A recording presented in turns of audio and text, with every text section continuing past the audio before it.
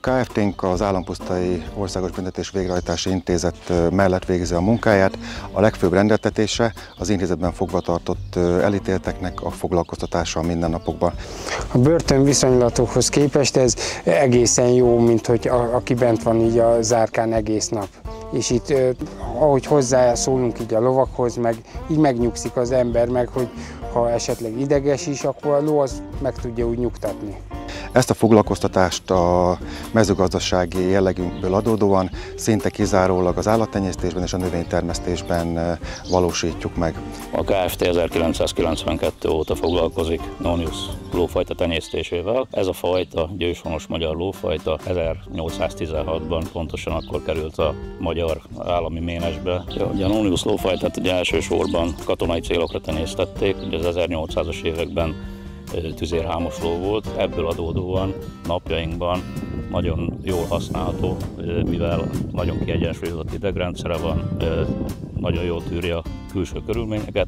A több évtizedes lótenyésztési folyamatot azzal szerettük volna még magasabb szintre emelni, hogy megtaláljuk az igazi helyét és célját az általunk tenyésztett lovaknak. 2023-ban köttetett egy olyan megállapodás a készenléti rendőrséggel, hogy két kollégájuk kihelyezéssel a telepen képzi a lovakat, tehát itt a telepen kapnak egy előképzést a lovak, és innen fognak majd a rendészeti munkában részt venni. Ehhez az Állampusztai Kft. Szolgáltatást is biztosított.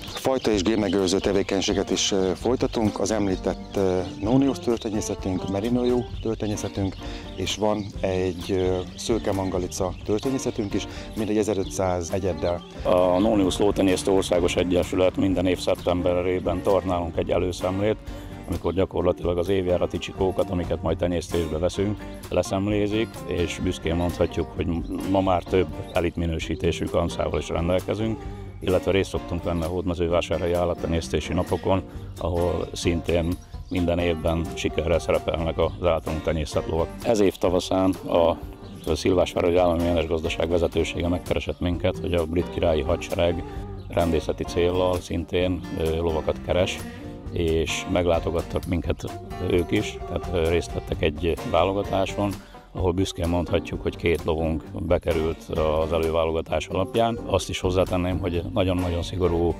vizsgálatokon, illetve előbírálaton mennek keresztül ezek a lovak, és bízunk abban, hogy ebből majd egy hosszú távú együttműködés lesz, jövőre is érkezni fognak és válogatják a lovainkat.